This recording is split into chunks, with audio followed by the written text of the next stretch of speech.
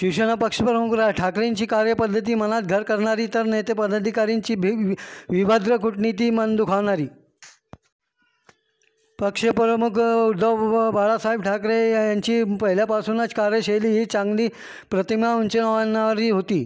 तदनंतर 2.5 वर्ष मुख्यमंत्री पदावर असताना कोरोना काळात जे सुबुद्धीने वातावरण हाताळले आणि सर्व समाजांचा विचार करीत कार्यपद्धतीने त्यांनी जनतेच्या मनात घर केले आहेत.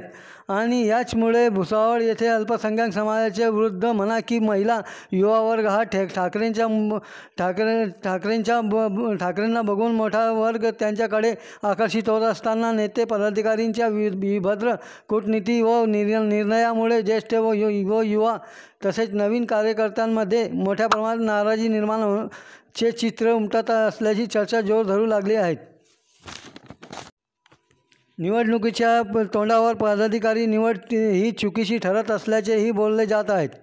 त्यात काही दिवसांनीच म्हणजे 10 तारखेला भुसावळचा निर्धार मेळावा हा रंगतदार होतो की फोल ठरतो यावरच निवडणुकीचे चित्र स्पष्ट होणार हे मात्र नक्कीच.